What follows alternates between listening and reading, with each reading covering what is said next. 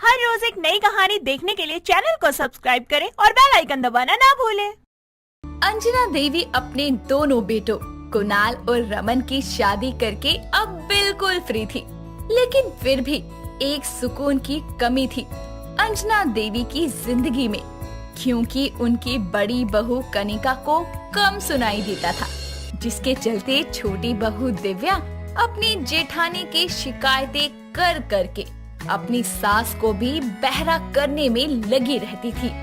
एक शाम दिव्या रसोई में चाय बनाकर अपनी जेठानी कनिका को देते हुए बोलती है, जेठानी जी ये चाय माँ जी को दे आओ, ठंडी हो जाएगी तो उनको मजा नहीं आएगा।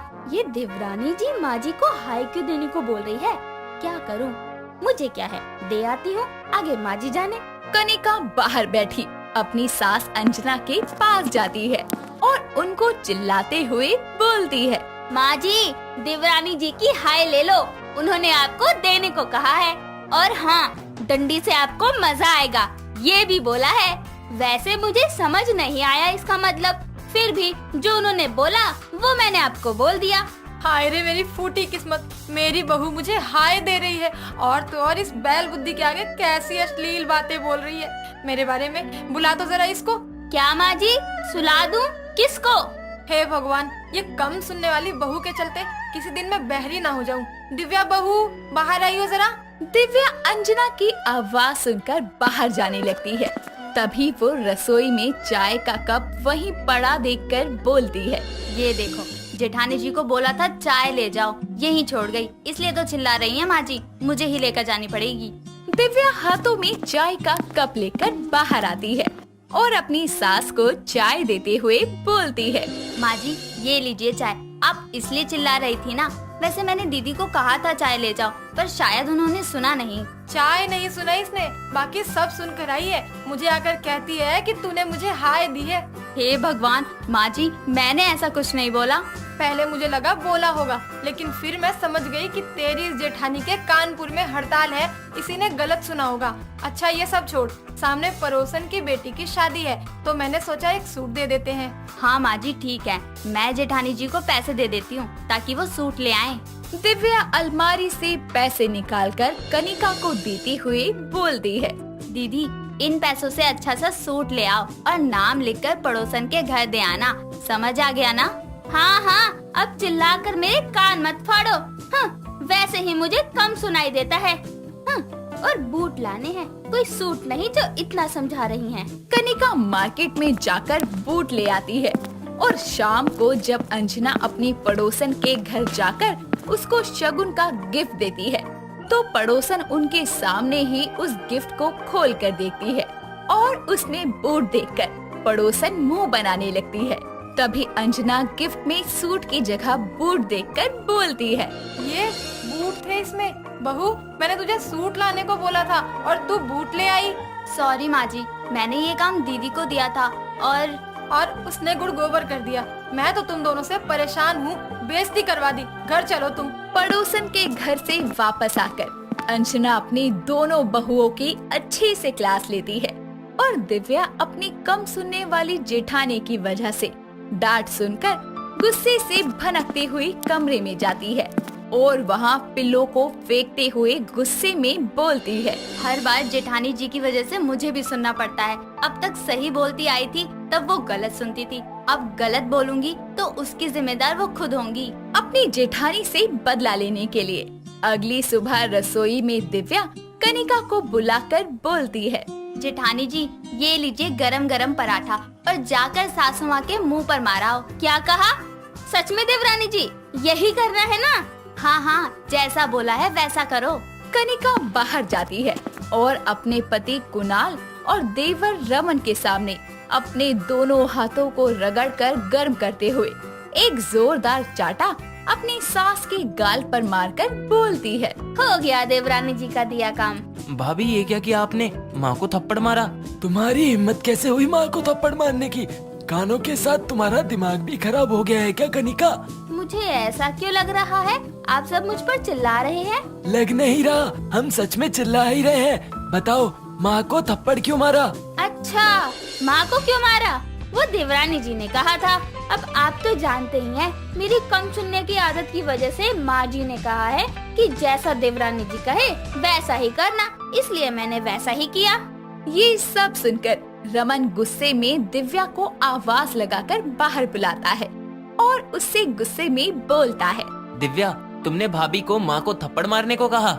हाय राम, पागल है क्या आप? मैं भला ऐसा क्यों कहूँगी? मैंने तो दीदी को बोला था जाकर गरम गरम पराठा माँ जी को दे आओ। देखा, मैंने कहा था ना, देवरानी जी ने ही बोला था ऐसा करने को। कनिका की बात सुनकर अंजना समझ जाती है कि उसको ही सुनने में गलती हुई होगी, इसीलिए वो अपने बेटे रमन से बोलती है। बेटा रमन, दिव्या बहू ऐसा नहीं बोल सकती। कनिका बहू को ही सुनने में परेशानी हो गई होगी। दिव्या अपने कमरे में चुपचाप चली जाती है और वहाँ जाकर जोर जोर से हंसती है, ये देखकर कि उसने अपने मन की करी और अपनी जेठानी से करवा भी ली और किसी को उस पर शक भी नहीं हुआ। लेकिन आज की घटना के बाद कनिका का पति उसके कम सुनने की वजह से हुई प्रॉब्लम दोबारा ना हो, इसीलिए शाम को उसको डॉक्टर के पास लेकर जाता है और उसके कानों की मशीन ले आता है। घर में ये बात सबको पता होती है कि कनिका के पास अब कानों की मशीन है, सिवाय दिव्या के, जो अब भी यही समझती है कि कनिका को कम सुनाई देता है। इसीलिए अगले दिन वो एक नए प्लान के साथ अपनी जेठानी को पास बुलाकर बोलती है। जेठानी जी, घर के सब लोग कहाँ हैं? सब लोग? वो तो छत पर हैं, पतंग उड़ा रहे हैं। माँ जी भी, कुणाल जी भी और देवर जी भी। अच्छा, तो एक काम करिए, जाइए माँ जी को छत से धक्का दे दीजिए। क्या? पर क्यों देवरानी जी? जितना बोला है उतना करिए। जाइए माँ जी को छत से धक्का दे दीजिए। ये आप क्या बोल रही हैं? हे भगवान, ये जेठानी जी के चक्कर में तो मेरा गला ही खराब हो जाएगा। अरे बोला तो, माँ जी को धक्का दे आइए।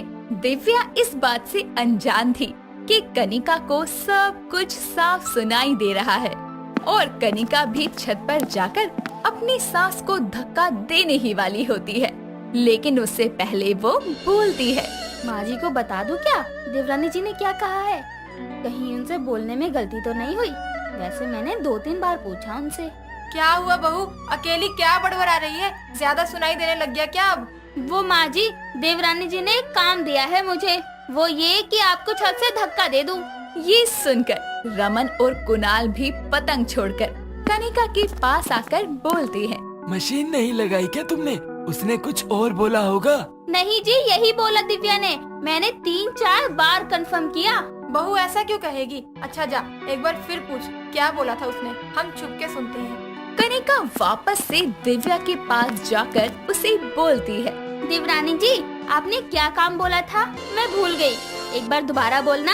हे भगवान, मन करता है आपके कानों में मिट्टी का तेल डालकर आग लगा दूं। किसी काम के नहीं है ये।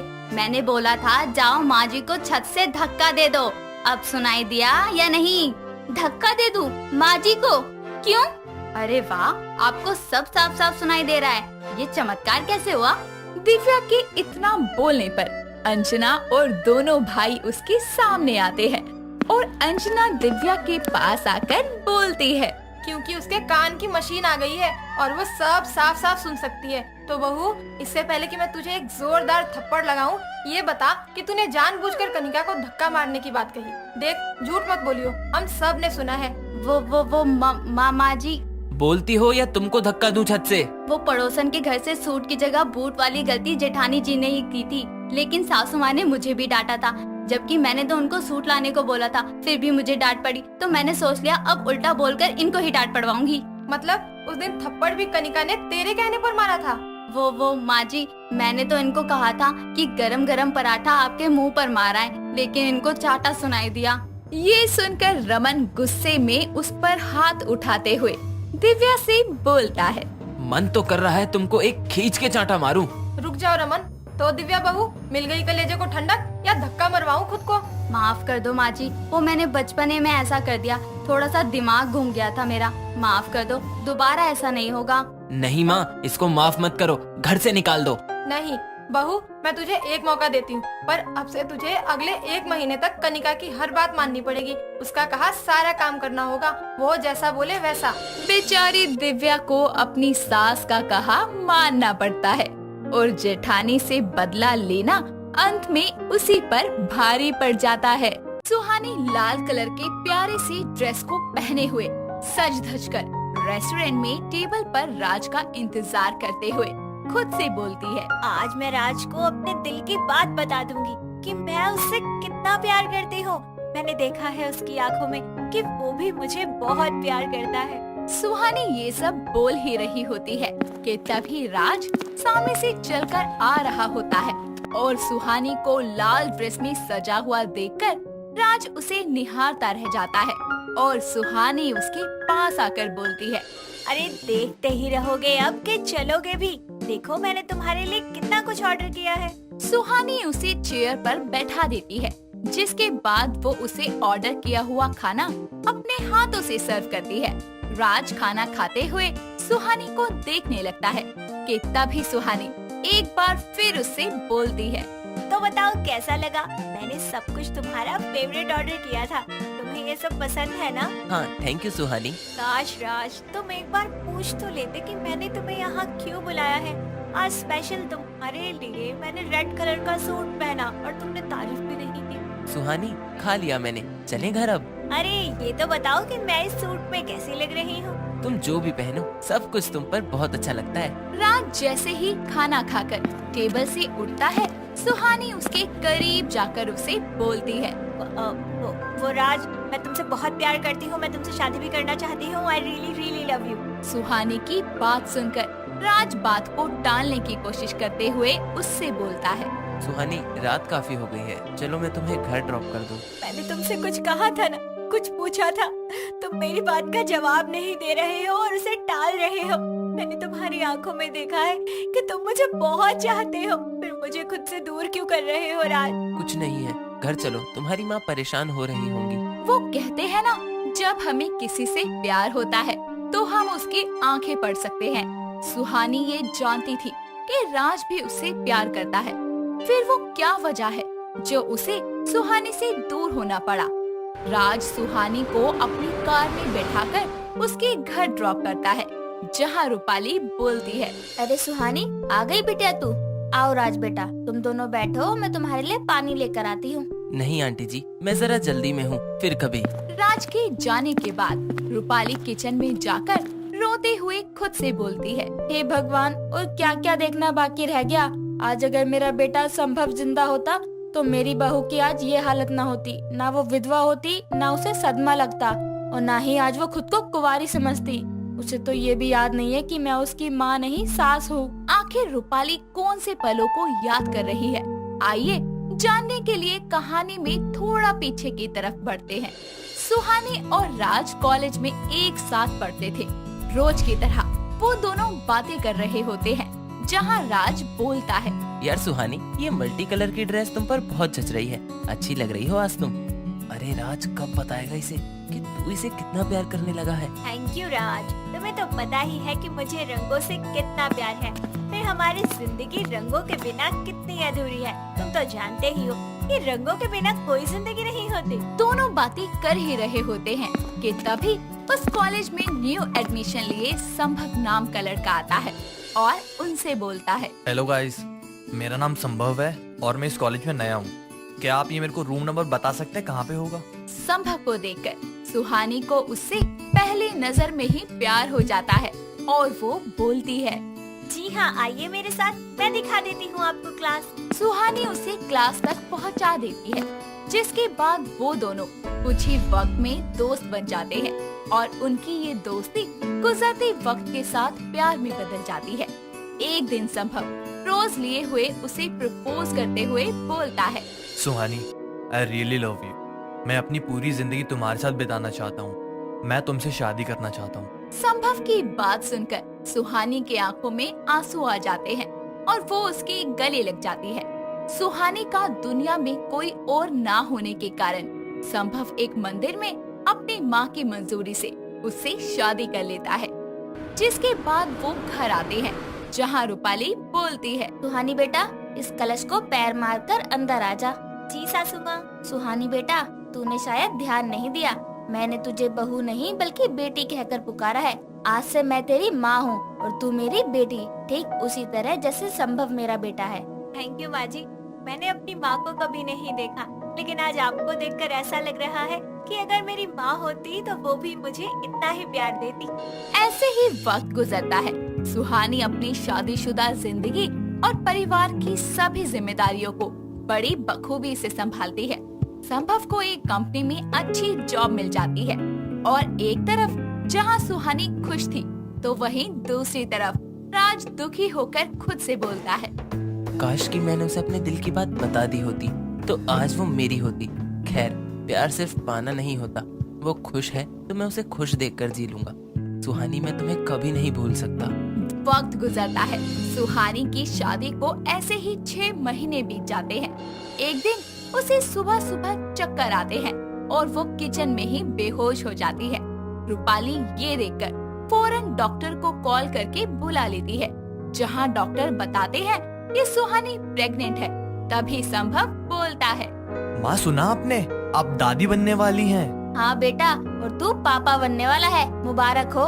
इस खबर को सुनकर संभव बेहद खुश हो जाता है, जिसके बाद वो दोनों इस खुशी को सेलिब्रेट करने बाहर जा ही रहे होते हैं कि तभी सामने से आ रही दूसरी गाड़ी से उनकी टक्कर हो जाती है और उस एक्सीडेंट में ऑन द स्पॉट संभव की मौत हो जाती है और सुहानी का मिसकैरेज हो जाता है। दिमाग पर चोट लगने के कारण सुहानी सब कुछ भूल जाती है, जिसके बाद रूपाली अपने घर से संभव और सुहानी की शादी की सारी यादें समेटकर अपने कबर्ड में रख लेती है और उसे अपने घर ले आती है। इस बात से अनजान राज एक रोज उसके घर आता है और रूपाली दरवाजा खोलकर बोलती है, हाँ बेटा बोलो, किससे मिलना है? सुहानी मेरी दोस्त है, उसी से मिलना है। वो तो जैसे मुझे शादी के बाद भूल ही गई। और संभव कहाँ है आंटी जी? वो भी मुझे भूल गया। राज के सवालों को सुनकर वो खुद के आंसू छुपा नहीं पाती, जिसके बाद वो बोलती है, संभव अब इस दुनिया में नहीं है और सुहानी को ये भी याद नहीं है कि वो विधवा हो चुकी है। ऊपर वाले ने उसकी जिंदगी के सारे रंग छीन लिए। अपने प्यार सुहानी को ऐसे हालत में देखकर संभव टूट जाता है, लेकिन खुद को संभाल लेता है और फिर वो रूपाली के घर में बार बार सुहानी की केयर के लिए आने लगता है, जिसके बाद वो सुहानी के साथ काफी वक्त बिताता है। आखिर ऐसा क्या है जो तुम्हें मुझसे दूर कर रहा है राज? इतना बोलकर सुहानी घर से बाहर आकर बैठ जाती है, जहां पड़ोसन उसे ताना देते हुए बोलती है, हाय दीदी, देखो तो संभव को मरे 3 महीने भी नहीं हुए और ये विधवा लाल रंग पहनकर घूम रही है। अरे एक तो संभव को खा गई कुलक्षणी, मुझे तो इसके तेवर ठीक नहीं लगते। पूरे मोहल्ले की औरतें उसे चारों तरफ से घेर लेती है। ये सब देखकर रूपाली राज को कॉल करके बुलाती है और राज उनके बीच में आकर बोलता है, हटो सब के सब, ये क्या कर रहे हो आप सब? एक औरत होकर भी आप लोग एक दूसरी औरत पर हाथ उठा रहे हो। शर्म आनी चाहिए आप सबको।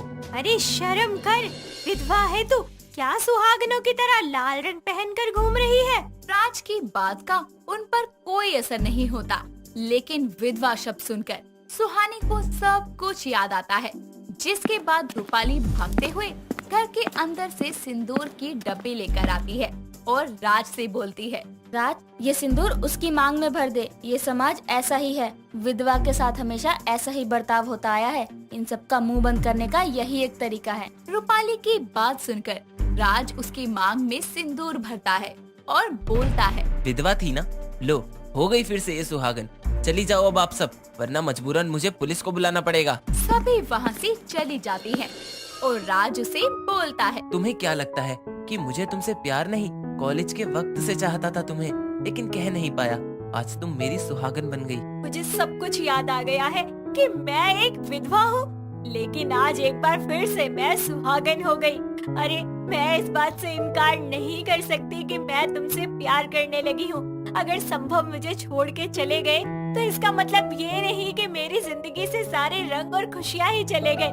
नहीं, ऐसा बिल्कुल नहीं है, मुझे भी जीने का हक है। सुहानी अपने मन की बात उसे बताती है, जिसके बाद दोनों एक दूसरे से गले मिलते हैं और रूपाली दोनों को आशीर्वाद देती है। इसी के साथ ये कहानी यहाँ खत्म होती है। सुहाने सी मौसम में धीमी धीमी हवा चल रही थी। अपने घर से बाहर थोड़ी दूर कपिल सड़क पर टहल रहा होता है। आसपास बिल्कुल सन्नाटा था, कोई भी आसपास नहीं होता कि तभी धीमे धीमे चल रही हवा आंधी में तब्दील हो जाती है और आसपास बड़े पेड़ पत्ते भी उड़ने लगते हैं। तभी कपिल अपने आप से बोलता है, अरे ये सुहावना सा मौसम अचानक से डरावना कैसे हो गया? मैं तो टहलने निकला था, अभी लग रहा है इस आंधी में मैं कहीं उड़ ना जाऊं। ये क्या हो रहा है? वो इतना बोलता ही है कि तभी तेज हवा रुक जाती है और पूरे माहौल में शांति छा जाती है। तभी एक तेज रोशनी चमकती है और कपिल को हल्के पिंक कलर के सुंदर से गाउन में, सर पर रानियों का ताज पहने बेहद ही खूबसूरत लड़की आसमान की तरफ से आती हुई दिखाई देती है।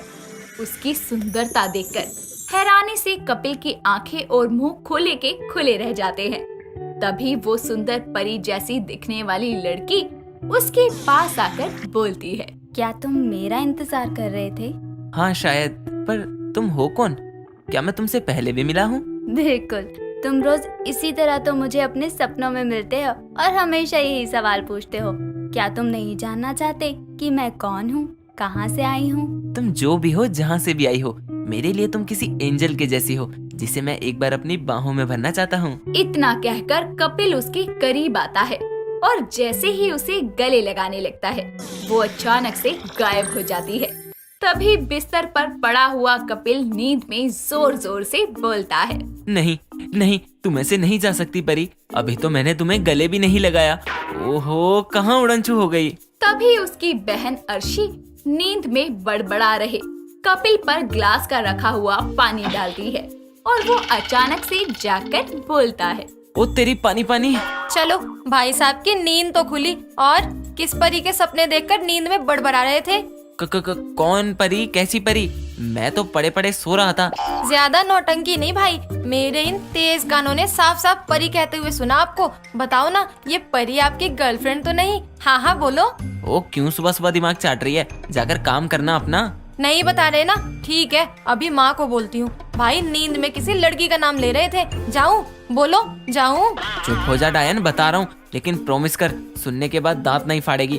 बहन, कुछ दिनों से मेरे सपनों में ना एक बहुत ही सुंदर परी आती है, लेकिन फिर अचानक से गायब भी हो जाती है। भाई, आपको परियों के सपने आते हैं? अरे परियों के सपने तो मुझे बचपन में आया करते थे। क्या भाई, जवानी में आपको बच्चों वाले सपने आते हैं? मेरी तो हंसी नहीं रुक रही। तेरे को कहा था ना हंसियो मत। रुक तू, अभी बताता हूँ तुझे। उसके ये कहते ही अर्शी तेजी में उसके कमरे से निकल जाती है और कपिल भी उसके पीछे भागता है।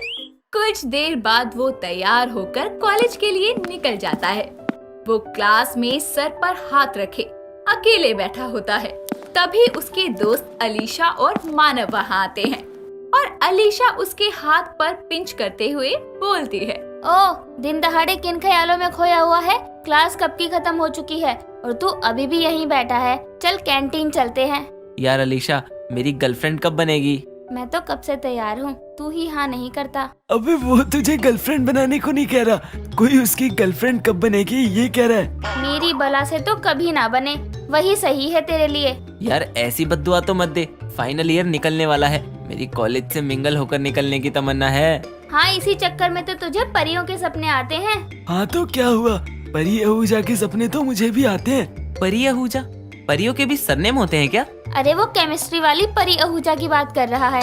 हाँ तो पूरे कॉलेज में उसको छोड़कर और कौन सी परी है? पापा की परी, पर वो तो हर लड़की होती है। अरे घन चक्कर, पापा की परी वाली परी नहीं, वो फेरी टेल में जो सुंदर सुंदर कन्याएं होती है वो वाली परी। और इस निकम्मे को वैसे ही गर्लफ्रेंड चाहिए। अब तू बता, इस जैसे के लिए कौन सी परी अपना परी लोग छोड़कर यहाँ आएगी? अबे इसके लिए तो कोई अपनी बोरिंग क्लास न छोड़े, परी लोग छोड़ने की तो दूर की बात है। अबे जा, देखना तुम दोनों, परी जैसी लड़की पटाऊंगा और तुम्हारे होश उड़ाऊंगा। भगवान सुन रहे हो ना? कमिटमेंट की है मैंने, इज्जत का फालूदा मत बनने देना। हाँ। इतना कहकर वहाँ से चला जाता है और उसके दोनों दोस्त उसकी बातों पर हंसने लगते हैं। समय बीतता है। कपिल हमेशा अपने सपनों में वो परी देखा करता और एक सुबह वो नींद में मुस्कुरा रहा होता है। तभी उसकी बहन अर्शी फिर एक बार उसे जगा देती है और कपिल बोलता है, मेरी नींद से तेरी कौन से जन्म की दुश्मनी है, जब देखो तब जगाने आ जाती है। भाई वैसे आप नींद में मुस्कुरा क्यों रहे थे? फिर से परी आई क्या सपने में? हाँ हाँ। ना परी नहीं, तेरे जैसी डायन आई थी जिसने ए भाई जगना कहकर मुझे जगा दिया। निकल यहाँ से। माँ देखो भाई सुबह सुबह चिल्ला रहा है। ऐसे ही आवाज लगाती हुई वो कमरे से बाहर चली जाती है और कपिल खुद से बोलता है, अरे वाह, आज तो कमाल हो गया। रोज वो परी मेरे गले लगते ही गायब हो जाया करती थी, लेकिन आज तो उसने मुझे खुद ही अपने गले लगा लिया। पर आज ही ऐसा क्यों हुआ? भगवान क्या करने वाले हो? उफ। जिसके बाद वो कॉलेज के रास्ते जा ही रहा होता है कि तभी जोरों से हवा चलने लगती है और पत्ते इधर उधर उड़ने लगते हैं और सामने से पिंक कलर का सूट पर दुपट्टा डाले हुए सुंदर सी लड़की कपिल की तरफ आती है और उसे देखकर कपिल को अपने सपने में आने वाली परी की याद आती है और वो मन में बोलता है, ये तो बिल्कुल परियों के सपने वाली परी की तरह दिख रही है। वैसे ही मेरे करीब आ रही है, अभी आकर मेरा नाम लेगी। हेलो। कैसी हो परी? जी, आपको कैसे पता चला मेरा नाम परिणीति है? हाँ, वो मैंने अंदाजा लगाया बस। अच्छा, तभी मैं सोचूं पहली बार मिलने पर नाम पता कैसे हो सकता है? पहली बार? अरे यार ऐसे तो मत बोलो, रोज तो मिलती हो सपने में। अब बस जल्दी से गले भी लगा लो जैसे आज लगाया था। आप मुझे बहुत जानी पहचानी सी लग रही हो। मैं यहाँ नहीं हूँ, तो क्या आप बता सकते हैं कि रास्ते में कोई कॉफी शॉप है या नहीं? सच में? आपको मैं याद नहीं क्या? क्या कहे जा रहा है ये? नहीं बताना है तो मत बताइए, मैं किसी और से पूछ लूंगी। क्या कर रहा है? सपनों की परी के चक्कर में असल की परी हाथ से चली जाएगी। नहीं, बताने जैसा क्या है, मैं आपको वहाँ तक छोड़ देता हूँ ना, आइए पास में ही है। इतना बोलकर वो दोनों बातें करते करते कॉफी शॉप तक वॉक करते हैं। इसी बीच दोनों अपने नंबर भी एक्सचेंज करते हैं। परिणीति कॉफी शॉप के अंदर चली जाती है और कपिल कॉलेज जाकर ये बात अपने दोस्तों को बताता है। तभी अलीशा बोलती है, कपिल यार कितना फेंक रहा है? परियों के सपने देखकर बुरा गया है क्या? वैसी ही लड़की कहाँ से आ सकती है? यार सच कह रहा हूँ, तुमसे झूठ बोलकर कहाँ जाऊँगा। और पता है उसका नाम भी परिणीति है। अरे वाह, यानी सच में परीलोक से वो परी परिणीति बनकर यहाँ आई। ये तो कमाल ही हो गया। तू बड़ा कमाल करे जा रहा है। अरे सुन परी के परे, क्या पता तेरी परी किसी और से पहले ही सेट हो, इसलिए इतना खुश मत हो, समझा? तू बस अंट शंटी बकती रही हो। चल मानव चलते हैं। इतना बोलकर वो दोनों चले जाते हैं। ऐसे ही समय बीतता है और कपिल परिणीति के बीच चैटिंग होने लगती है। एक दिन मानव और कपिल बातें करते हुए एक पार्क से गुजर रहे होते हैं। तभी कपिल की नजर परी पर जाती है जो एक लड़के का हाथ पकड़े बेंच पर बैठी होती है। तभी कपिल बोलता है, ये क्या हो रहा है यार? अबे क्या देख लिया? वो कपिल क्या हुआ? यार देख, वो मेरी परी किसी लड़के के साथ कितना चिपक कर बैठी है। अरे तेरी परी का तो पहले से ही कोई परा निकला। यार तेरी तो किस्मत ही खराब है। सही कह रहा है यार, ये परियों के सपनों से आई परी तो पहले से ही सेट निकली। कोई नहीं पागल, ये परियां वरियां सपनों में ही ठीक होती हैं। चल यहाँ से, मैं तो कहता हूँ अलीशा को ही गर्लफ्रेंड बना ले, वरना जैसी तेरी किस्मत है ना, परी तो छोड़, तुझे भिखारन भी नहीं मिलने वाली। साले तू और जले पर नमक छिड़क ले। अरे मैं तो उस दिन को कोस रहा हूँ जब से मुझे परियों के सपने आना शुरू हुए। हट। इतना बोलकर वो मानव के गले लगकर आंसू बहाने लगता है। दोस्तों अगर आपको ये कहानी पसंद आई तो इसे लाइक करें, शेयर करें और कमेंट करके बताएं कि कहानी में आपको सबसे अच्छा क्या लगा।